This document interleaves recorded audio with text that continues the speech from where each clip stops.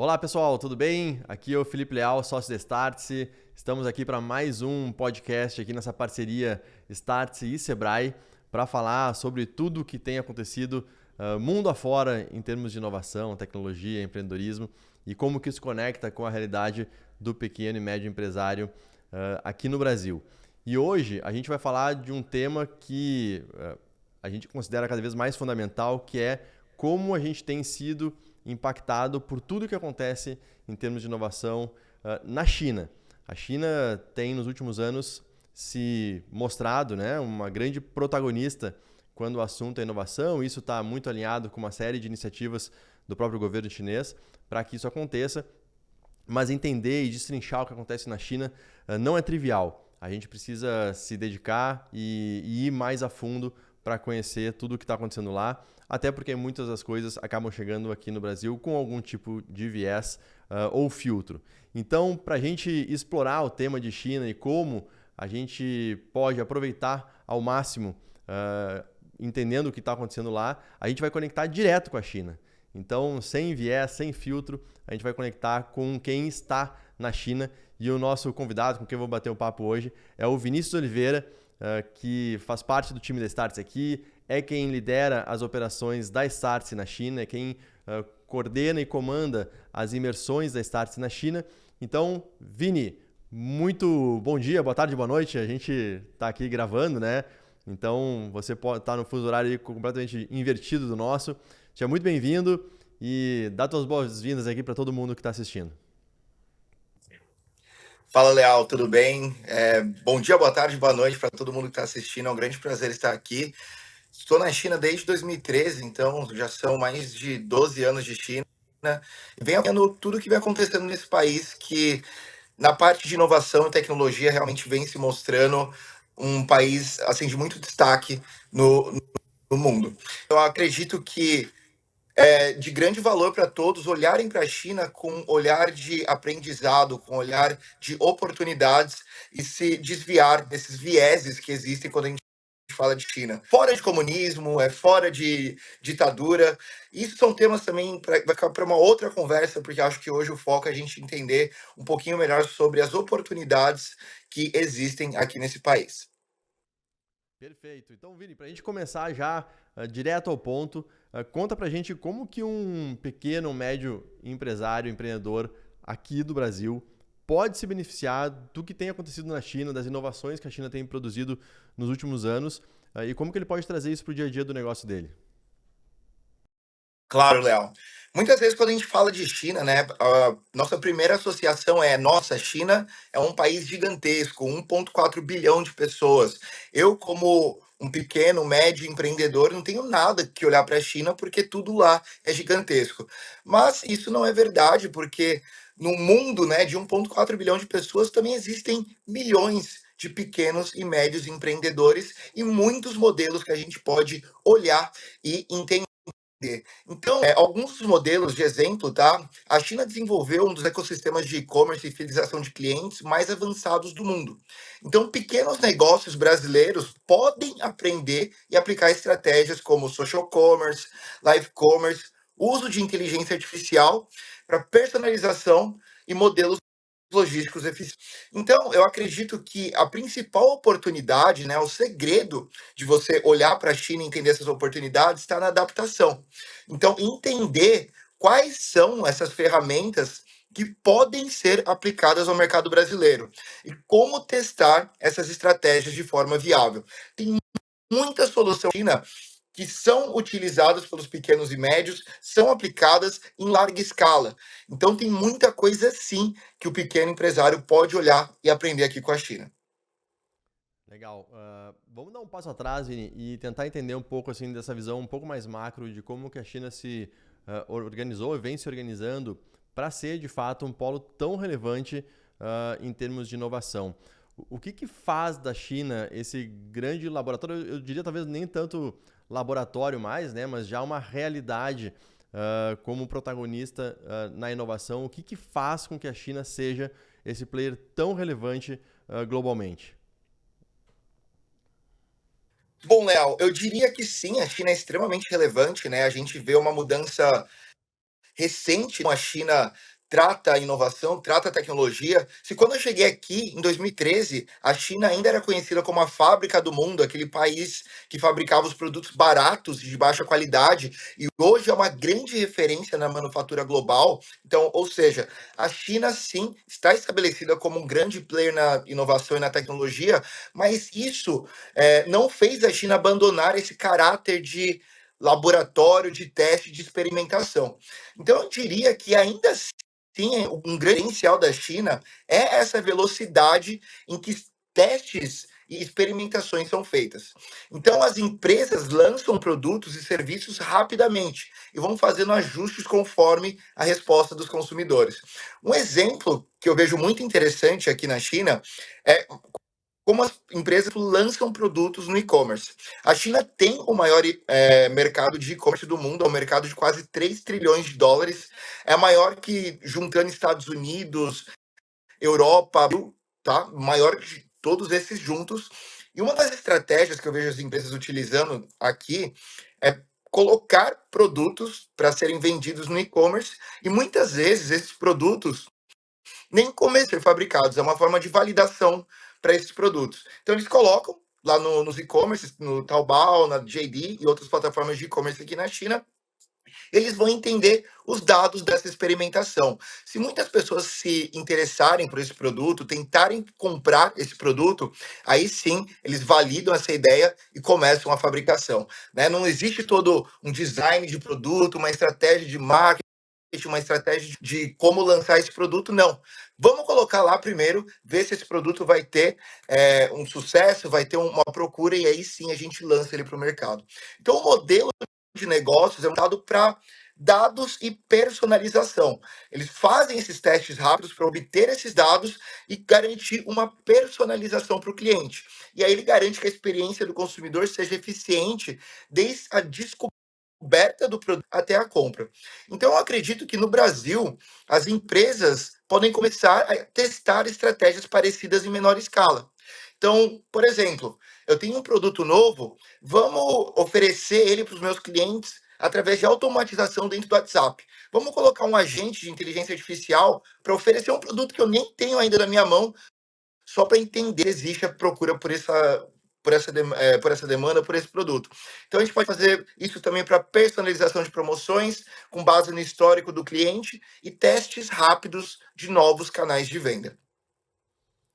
Legal, de fato a China é um super laboratório de experimentação, como você falou.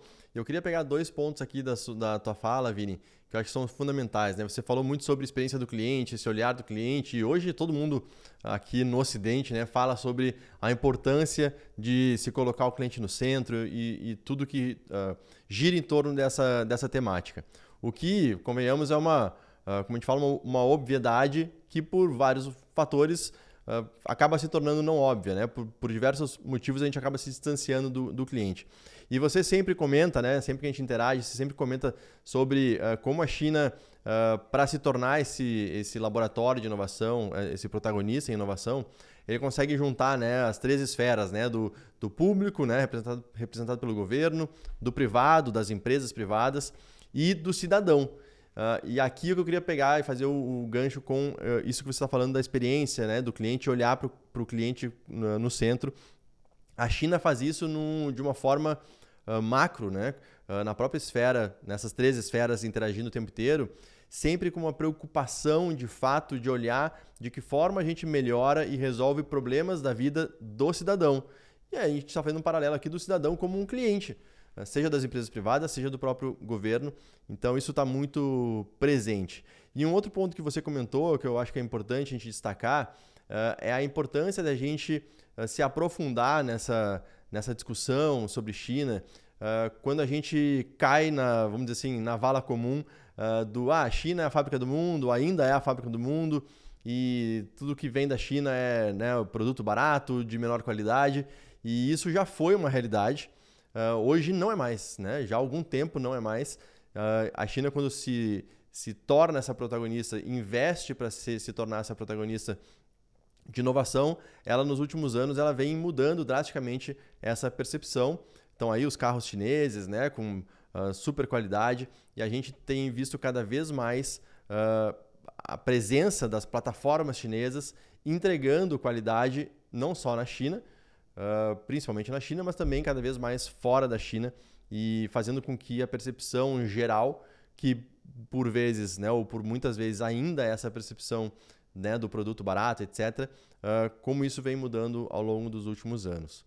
E aí, nessa linha, Vini, eu queria te fazer uma outra pergunta que é a seguinte.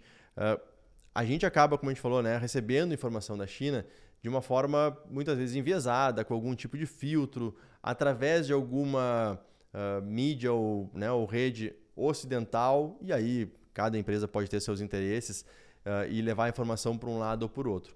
Você que vive aí, né, e que está bebendo da fonte in loco, que dica você daria para o empreendedor brasileiro conseguir beber dessa mesma fonte e ficar bem informado sobre China, sem viés, sem filtro, e buscando entender o que realmente acontece na China? Perfeito, Leal. Realmente é um desafio, né? E quando a gente olha para o sucesso recente da China, muitas pessoas quando a gente olha para o sucesso recente da China, muitas pessoas podem acreditar que é algo repentino, algo que aconteceu agora.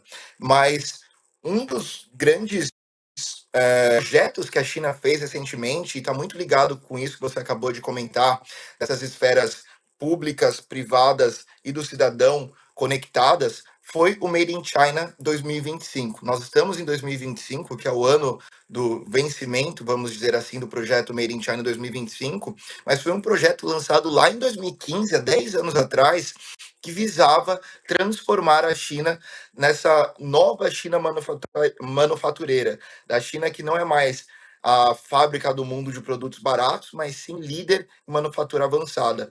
E quais foram os principais objetivos alcançados nesses 10 anos? A China se tornou líder em fabricação de veículos elétricos com a BYD, na Tesla, atingiu domínio na produção de painéis solares, obteve avanço em robótica industrial. Então, nos últimos anos, a China instalou mais da metade dos robôs industriais.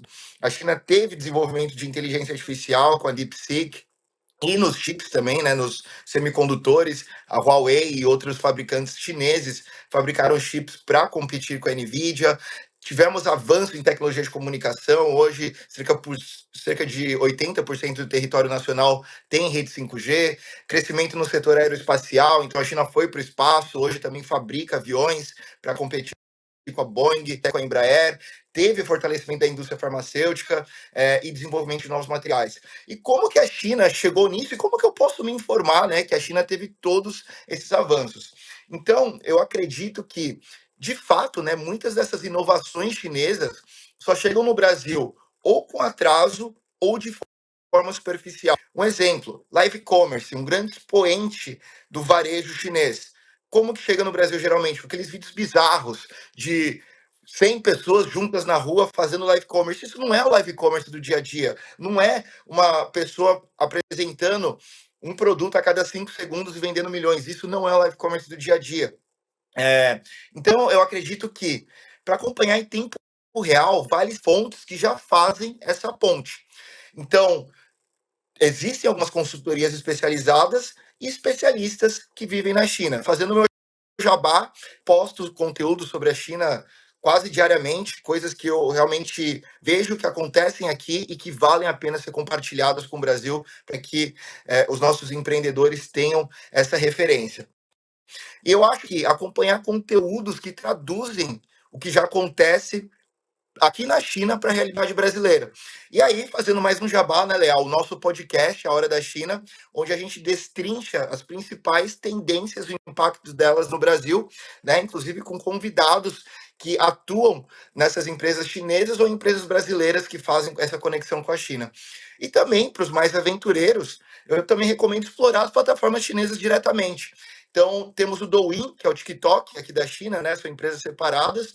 E aí tem o Little Red Book também, tem o WeChat, enfim, diversas plataformas que tem o desafio do idioma, mas não tem fonte mais pura do que você pegar a fonte direta chinesa ali, Hoje, né, com o avanço da inteligência artificial, é só utilizar uma inteligência artificial para traduzir e adaptar o texto, que com certeza você vai conseguir beber dessa água direto da fonte. Perfeito, perfeito. Vini, você mencionou sobre o live commerce, né? Eu não sei se todo mundo conhece o conceito do live commerce, então eu queria que você explicasse um pouco sobre isso e também sobre outros modelos que a gente tem visto surgir na China e serem replicados mundo afora, por exemplo, como o social commerce. Mas live commerce, social commerce, qual a diferença entre um e outro? O e-commerce dentro das plataformas, né, desses super aplicativos, como eles chamam na China, né, os super apps, dá um panorama geral de tudo isso e como que você enxerga que isso pode ajudar um empreendedor brasileiro, por exemplo, a tanto, né, adquirir novos clientes, que acho que é uma preocupação que todo o negócio tem, mas também de como que isso pode fidelizar os clientes que já estão dentro de casa. Então, duas coisas. Dá um panorama desses modelos, já que você mencionou um deles, né, que é o Live Commerce, e como que o empreendedor pode se beneficiar desses modelos. Legal. Bom, o social commerce eu diria que é o guarda-chuva maior. E abaixo desse guarda-chuva social commerce existem algumas modalidades específicas, como o live commerce e também o e-commerce dentro dos super apps. Basicamente, o social commerce, que é esse guarda-chuva maior, é se utilizar de técnicas sociais para que você adquira mais clientes, que você diminua o seu custo de aquisição de clientes e que você também venda mais através dessas técnicas. Qual que é a principal diferença e-commerce como nós estamos acostumados? Bom, basicamente no e-commerce, como nós estamos acostumados, você vai entrar no site e vai lá fazer a pesquisa do seu produto, você vai ver fotos, talvez alguns vídeos do produto, uma descrição em texto, e aí você vai realizar a compra do seu produto. O social commerce é a utilização de técnicas sociais para acabar reduzindo o custo de aquisição de cliente e também fomentar que um cliente incentive o outro a fazer compras. Aqui na China, a gente tem um grande expoente do social commerce, que é o Pinduoduo. É uma empresa que surgiu lá em 2015 e que rapidamente, em menos de anos, se tornou o principal e-commerce, a principal plataforma de e-commerce na China em número de usuários mensais, ultrapassando players muito mais estabelecidos como o Alibaba e a JD. E como eles fizeram isso? Inicialmente, eles utilizaram essas técnicas de social commerce, onde você ia adquirir um produto, por exemplo, um copo. Se você quisesse comprar esse copo sozinho, você pagaria nele 30. Se você convidasse um amigo para fazer essa compra junto com você, e não é que o produto ia chegar, os dois produtos na sua casa, não, cada um vai receber o pacote individualmente. Mas ao comprar junto com um amigo, em vez de pagar 30, você vai pagar 10. Então, é uma técnica que barateia o produto, né? Porque você tem mais quantidade, a plataforma se beneficia de chamando o outro para a plataforma, e isso também vai promover as vendas. E aí, dentro desse guarda-chuva maior do social commerce, tem algumas vertentes. O live commerce é um exemplo dele. Porque o live commerce acaba trazendo essa questão dessa conexão social através do e-commerce. O live commerce, para quem nunca viu, é a venda através de vídeo. Uma referência que a gente tem no Brasil é a Polishop, Ciro Bottini, vendendo através da televisão. Só que como funcionava lá com a Polishop? Você viu o Ciro vendendo na televisão, você tinha que pegar o telefone, né? Então você sai da televisão, pega o telefone, fala, ó, eu vi o produto ali do Ciro Bottini, e aí você tinha que passar as informações de pagamento, do seu cartão, do cheque, enfim. O live commerce chinês, jornada de compra é totalmente integrada. Então você tem uma apresentadora, um apresentador que vai estar ali falando dos produtos ao vivo. Você pode fazer perguntas para esse apresentador que vai tirar as suas dúvidas ali ao vivo. Enquanto você está assistindo ela apresentar, você pode ali ver a descrição do produto, pode ver mais fotos, mais vídeos, a descrição em texto também, e fazer a finalização da compra sem sair da plataforma. Não precisa ir para o aplicativo de banco para fazer um Pix, Não é que grande que algumas pessoas tentam fazer hoje em dia, que você vê a live no Instagram, depois tem que mandar uma mensagem para pegar um link, entrar no link, daí vai lá na plataforma, coloca suas informações, depois você tem que ir no aplicativo do banco fazer o pagamento, é uma coisa totalmente desconexa. Então, live commerce aqui na China, experiência fluida e social. E a gente tem ótimos resultados. E, novamente, o que chega no Brasil são aqueles resultados exacerbados, né? Como, por exemplo, Uau, uma live seller, né, que é uma apresentadora de live commerce, vendeu bilhões em um dia. Existem esses casos, existem, totalmente fora da curva. O que é o dia a dia? Recentemente, né, Leal, quando eu estive aí no Brasil, a gente teve uma convidada que é uma live seller, vende diariamente em lives aqui na China, especializada em tênis esportivos, e uma live normal que ela faz todos os dias, ela vende até R$ 1 milhão numa live de 4 horas e meia. Então, é um exemplo do dia a dia, é um caso que realmente acontece todos os dias. Uma outra vertente que a gente está vendo recentemente é o e-commerce dos super apps. Então, aqui na China, né, a gente tem o WeChat, que é o principal super app. Começou como um aplicativo de mensageria, mas hoje você consegue fazer compras, reservar hotel, passagem, reservar serviços, enfim, tudo dentro dele. E hoje ele também está se tornando uma das vertentes do e-commerce. Então, imagine que no Brasil, né, a gente usa o WhatsApp para basicamente conversar, né? Não tem muitas outras funções agregadas ao WhatsApp.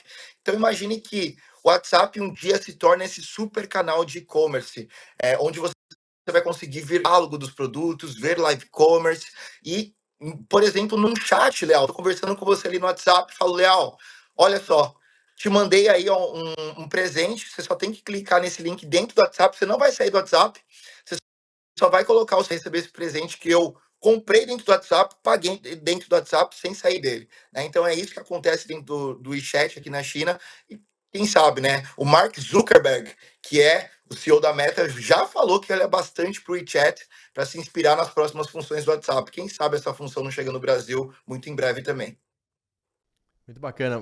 Acho que você tocou num ponto crucial, que a gente é uma tecla que a gente bate há algum tempo quando a gente fala de live commerce aqui no Brasil, que, de novo, né, o cliente no centro, enfim, acaba que as plataformas oferecem uma experiência quase que zero fricção para o cliente, né? Por ele poder fazer tudo dentro da plataforma, assistir o conteúdo, se interessar, saber mais sobre aquele produto, mostrar o interesse, tirar dúvidas, efetuar a venda, né? Tudo isso dentro do mesmo lugar. De novo, criando uma experiência muito mais agradável e muito mais sem fricção para o cliente. Então, é um modelo muito bacana e todos os demais. Deixa eu aproveitar o gancho, já que você falou de social commerce, você falou da Pinduoduo, né? E a gente aqui no Brasil, a maioria das pessoas não associa essa empresa, o nome dessa empresa, com uma outra, né? Não é outra, com uma outra marca que tem ganhado assim muito, de uma forma muito rápida, né, os olhares e as atenções aqui no Brasil, que é a Temu. Então, conta pra gente assim, o que é a Temu, qual é a relação Temu e Pinduoduo, e como que né, esse formato do e-commerce chinês chegando aqui no Brasil, ele impacta né, pro mercado aqui, e como que um pequeno e médio empreendedor, um pequeno e médio negócio pode se beneficiar desses e-commerce chineses, especialmente o Temu. Bom, o Temu é base a versão internacional da Pinduoduo. E eles utilizam muitas dessas estratégias que a Pinduoduo utiliza ou já utilizou durante a expansão aqui na China para o mercado nacional. Eu fui um dos primeiros clientes da Pinduoduo em 2015. Eu fui um dos primeiros clientes da Temu que lançou no mercado americano. Eu estava nos Estados Unidos quando lançou. Fiz uma compra de alguns produtos. Comprei um óculos escuro, comprei uma camisa, comprei um fone de ouvido, todos por menos de US$ 2 cada, com frete incluso, e chegou lá nos Estados Unidos para mim em menos de uma semana. Então, como que a Temu consegue, né, ter um rápido e um preço tão baixo? Eles têm algumas estratégias que eles fazem parcerias com as fábricas aqui na China, fábricas que muitas vezes fabricam para marcas fora da China, então eles têm um preço de produção baixo, mas ao agregar essas marcas de fora, chega para o consumidor num valor agregado alto. Só que a Temu faz parceria com essas fábricas que já têm essa capacidade de produção, as fábricas criam a sua própria marca, visando encarecer o produto, mas que seja uma forma de identificá-las pela qualidade e preço baixo. Né? Então, é uma estratégia que aqui na China é chamada de Consumer to Manufacturer. Então, tem todos os dados dos clientes, né? Quanto que eles gostam de pagar, qual a qualidade que eles esperam dos produtos. Eles fornecem esses dados para as fábricas que conseguem fazer esses produtos num baixo custo. E aí, dentro da plataforma, essas estratégias que a Temu também utiliza para deixar esse acesso, esse uso mais agradável para o consumidor. Então, eles utilizam diversas estratégias de gamificação. Então, quando começou a se tornar popular fora da China, muitas pessoas, analistas, falaram que a Temu era o cruzamento de uma plataforma de e-commerce com a Disneylândia, né? Que você se divertia, jogava jogos, ganhava descontos, interagia com os amigos e conseguia esses produtos baratos. Então, realmente, uma plataforma extremamente interessante. Está no Brasil, ganhando uma atração gigantesca, já uma das 5 do Brasil em números de usuário. Inclusive, aí na minha recente visita ao Brasil, minha mãe me perguntou: Nossa, filha, eu ouvi falar dessa plataforma Temu, os produtos muito baratos que eu nem acredito, eu tenho até medo de comprar. Eu falei: Mãe, pode comprar tranquila, que eu sou cliente deles desde 2015 lá na China e posso garantir que vale muito a pena. E a gente tem que observar, né, que é uma ascensão meteórica e o grande diferencial, né, que a Temu oferece são os preços baixos.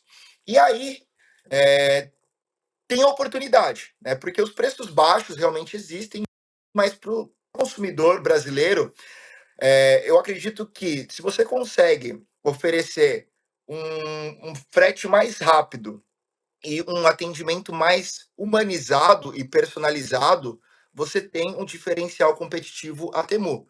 Porque a Temu é basicamente preço baixo, mas demora para chegar, às vezes a qualidade não é tão legal, é uma meio que traduzida, né, do chinês, do inglês, então a linguagem não é muito adaptada ao mercado brasileiro, né? Então, eu acredito que se você oferece esses diferenciais que a Temu não oferece, apesar dela ser uma gigante com um crescimento muito rápido, você ainda tem uma chance de competir com ela.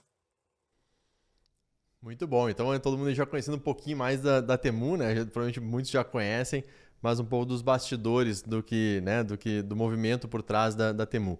E aproveitando, eu vou fechar aqui um capítulo dessas plataformas, né, Vini? Para entrar no capítulo final aqui sobre chips e toda essa disputa, né? Voltar um pouco para a questão mais macro da discussão sobre China, mas especificamente sobre as plataformas ainda.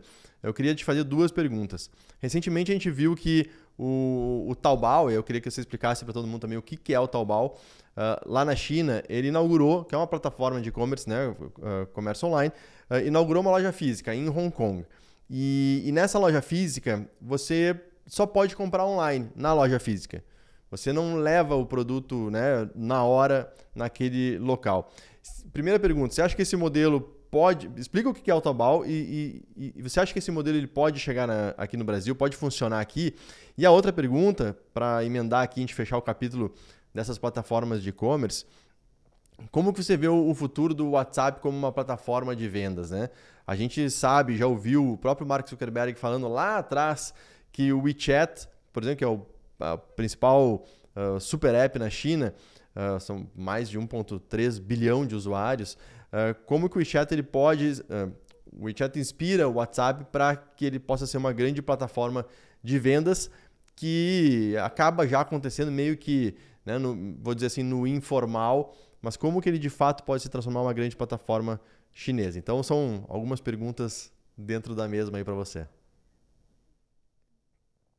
Vamos lá. De forma simples, direta, Taobao é a principal plataforma de e-commerce da China, né, em volume de transação. A gente pode falar que o Taobao é o mercado livre aqui da China. E o Taobao Aqui na China eles são muito bem estabelecidos, uma marca extremamente conhecida, a logística é super eficiente. Eu compro produtos no Taobao sem medo de devolver, porque eu sei que a devolução vai ser barata, muitas vezes grátis, rápida, fácil. Eu compro, às vezes, 5 camisas e eu sei que eu não vou ficar com as 5. Eu quero experimentar e depois eu vou devolver as que eu não gostei. E as que eu não gostei, eu simplesmente vou deixar na minha porta e eu vou só colocar no aplicativo que eu quero devolver e vai passar um funcionário, empresa logística, e vai recolher os produtos e eu tenho o reembolso integral. Só que não é a realidade em muitos países e regiões, né, inclusive Brasil e Hong Kong, onde Taobao está fazendo esse teste. Então, o que eles fizeram? Né? Eles criaram uma loja offline do Taobao, que eles expõem produtos que são vendidos na plataforma online, só que esses produtos lá na loja, você não sai com eles. Cada produto vai ter um QR Code. E por que eles fizeram isso? Primeiro, que Hong Kong não tem essa mesma logística presente aqui na China continental, né? Você não tem toda essa facilidade de devolução. E lá, né, em Hong Kong, os consumidores, assim como no Brasil, eles têm essa necessidade de interagir com o produto, tocar no produto, ver o produto, que não existe aqui na China. Então, é uma estratégia de experimentação offline que os consumidores vão lá, veem que o produto existe, veem como que o produto é, toca, senta lá no sofá, na cadeira, tem também serviços de personalização, né, dos produtos que são mostrados ali naquela loja offline. E isso, inclusive, no Brasil já foi testado, inclusive, por plataformas chinesas que estão no Brasil. Então, aí nos últimos 2, 3 anos, a Shein, que é muito conhecida pelas blusinhas, né, lançou algumas lojas offline no Brasil, mas em formato pop-up, não é uma loja que vai ficar lá para sempre. Formato temporário para que as pessoas fossem lá, vissem os produtos, vissem que a marca existe, que ela é confiável e que eu posso realmente comprar porque eu vou receber o produto que eu estou vendo ali na minha frente. Então, quais são as vantagens, né, desse modelo? Primeiro, isso pode ser um modelo para reduzir custo físico. Essa loja em Hong Kong, ela é focada em produtos para casa e para móveis, que geralmente são produtos grandes, né? Se você vai armazenar, você precisa de um armazém gigantesco. Então, para otimizar isso, você tem um espaço menor que você coloca como mostruário, oferece esses produtos para teste, mas você vai direcionar a compra para o digital, né? Daí essa compra pode ser, vai vir de um galpão que está uma região afastada do centro, né? Vai ter um aluguel mais barato e a logística vai ser eficiente para chegar até a casa do consumidor. Então, né, a chave desse modelo está na logística e em criar a confiança do consumidor. Então, é algo que pode ser melhorado no Brasil também para permitir a adoção desse modelo. Você vai ter menos custos com estoque e ainda vai conseguir ter uma grande experiência para o seu consumidor final. E agora pulando um pouquinho para o WhatsApp, né? O WhatsApp como uma plataforma de vendas, eu acho que os primeiros sinais já estão aí para a gente ver sobre o WhatsApp. E quais são esses sinais principais, né?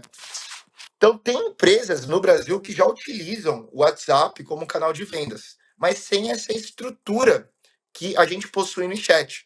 Porque no chat a gente descobre o produto, a gente entende sobre o produto, a gente realiza a compra desse produto, tudo sem sair do aplicativo. Então, existem alguns recursos que podem ser adaptados ao WhatsApp, não existem ainda na totalidade ou não são amplamente utilizados, mas pode ser que cheguem no WhatsApp. Por exemplo, o WhatsApp tem a função de pagamento, né, mas muito pouca gente usa. Aqui na China, o WeChat é uma das principais formas de pagamento. Então, eu vejo os produtos, eu já compro no WeChat, já tem a minha forma de pagamento, meu endereço, não preciso ficar colocando isso para cada loja diferente que eu vou comprar. Então, eu acredito que quando chegarem nessas funções agregadas no WhatsApp, esse processo de venda vai se tornar muito mais formal, muito mais avançado, muito mais desenvolvido, e isso realmente vai ser assim, um grande para que as pessoas consigam vender de forma mais fluida dentro do WhatsApp. Muito bom, muito bom. Vini, vamos para uma parte final aqui. Não tem como a gente falar de China e não falar na verdade, não tem como falar de nada hoje sem tocar no tema da inteligência artificial. E, obviamente, que a China também, já como. Você pode falar um pouco sobre isso? A China já há muito tempo colocou como um objetivo, né, de país ser líder né, na tecnologia da inteligência artificial. E o fato é que muita coisa tem acontecido nos últimos 2 anos e meio, mais ou menos, após o surgimento do ChatGPT e dessa busca, né, das IAs generativas e essa busca pela superinteligência e por aí vai, tem virado uma corrida maluca entre Estados Unidos, né, OpenAI e outras plataformas, com a China, né, como não tem sido diferente em vários quesitos. Eu queria que você falasse um pouco como que a China encara a inteligência artificial, né? Você comenta sempre que IA não é um tema mais em pauta, tanto assim na China como é nos Estados Unidos, por exemplo, porque tudo é IA na China. Eu queria que você falasse um pouco mais sobre isso, por que tem sido assim. Mas especificamente, né, a gente viu agora, recentemente, o surgimento do DeepSeek como uma nova plataforma utilizando frações dos recursos, seja de demanda de chips, seja de demanda realmente de valores a serem gastos para que os modelos de inteligência artificial rodem. Dá um panorama sobre tudo isso na China, o que tem acontecido, a velocidade com que tudo isso acontece, qual que é a tua visão e o impacto das inteligências artificiais que surgem e têm surgido na China para com o mundo ocidental e né, de forma global como um todo. Perfeito, Leal. Eu acho que realmente assim o mundo se voltou para a China com esses olhos de uau, a China realmente está fazendo algo no campo de inteligência artificial com a DeepSeek, que surgiu aí recentemente, né, para o mundo, fez desaparecer 1 trilhão de valor de mercado das principais empresas de tecnologia dos Estados Unidos. Mas inteligência artificial na China já é tratado como de prioridade lá em 2017. Então, em 2017, a China lançou um plano intitulado A Corrida para a Vanguarda da Inteligência Artificial. Eles estabeleceram 3 metas principais. Até 2020, realizar avanços significativos na área de inteligência artificial. Até 2025, ser vanguarda em algumas áreas da inteligência artificial. Então, 2020 eles alcançaram, 2025 eles alcançaram também. Né? A China se mostra como uma grande frente em algumas áreas da artificial, como a direção autônoma, robótica, principalmente industrial e robôs humanoides, e também drones voadores e alguns avanços, né, na parte de modelos de linguagem. E até 2030, a terceira meta da China é ser vanguarda, ser líder na maioria das áreas de inteligência artificial. E quando a gente observa que eles atingiram a meta de 2020, atingiram de 2025, isso acredita eles a terem grandes chances de atingir essa meta de 2030, que é se tornar líder global, ultrapassando inclusive os Estados Unidos. Então, eu falo realmente que a China não trata mais a inteligência artificial como um diferencial. Assim como internet era um grande diferencial há 15, 20 anos atrás e hoje é algo básico, comum, quem não usa internet está fora do mercado, está fora do jogo. É assim que a China trata a inteligência artificial, é algo intrínseco que todos devem utilizar. Quando no Vale do Silício, alguns meses atrás, eu pegava lá a rodovia, andava pelas ruas, via lá vários outdoors falando: olha, inteligência artificial para melhorar a eficiência, inteligência artificial para melhorar isso. Que na China não é tratado dessa forma, né? Porque todos os negócios têm que utilizar a inteligência artificial. A gente está falando de um mercado extremamente competitivo. Quando você lança um serviço, um modelo de negócio aqui na China, a semana seguinte já tem 100, 200 mil te copiando. Então é muito competitivo, então você tem que utilizar as melhores tecnologias para manter competitivo. Então, inteligência artificial, realmente, algo muito importante. A China tem sim o desafio dos embargos dos Estados Unidos em relação à compra de chips, que atualmente são os mais avançados, Mas esse embargo também prometeu, esse embargo também possibilitou que a China tivesse algo que era ruim que se tornou bom. Então, se eu não tenho acesso aos melhores chips, eu vou utilizar os chips que não são os top de linha da melhor forma, e eu também vou criar os melhores chips. Então, a gente tem dois exemplos principais, né? Na criação dos melhores chips, a Huawei está na frente, né? A empresa que aí no Brasil algumas pessoas chamam de Huawei, líder de telecomunicação, mas também líder de semicondutores aqui na China, criando aí alguns produtos que já estão bastante com a NVIDIA. E a outra forma foi a DeepSeek, como você mencionou, né, Leal? Que é uma empresa de modelo de linguagem que utilizou chips mais baratos, mais, mais acessíveis e uma fração do custo que empresas como OpenAI e outras grandes da inteligência artificial, utilizando essa fração de investimento, conseguiram dados comparáveis ou até melhores. Então, o que isso mostra para o pequeno empreendedor? Primeiro, a longo prazo, né, essa disputa vai tornar a inteligência artificial mais barata para empresas ao redor do mundo. Né? Não é mais aquela visão que inteligência artificial é só para os grandes, só para grandes investimentos. Não. Isso já está sendo provado que por um custo muito baixo, custo extremamente acessível, inclusive para os pequenos e médios, isso vai ficar mais integrado nas ferramentas que os pequenos e médios usam. Então vai ter atendimento automatizado, recomendação de produtos e análise de dados. E isso significa que ferramentas poderosas que hoje só as grandes empresas usam vão estar ao alcance de negócios menores em breve. Então, a gente tem que lembrar, inteligência artificial é assunto do mundo, não é só para empresa grande, para todo mundo, para lanchonete, para pizzaria, para o pequeno comércio, para todo mundo.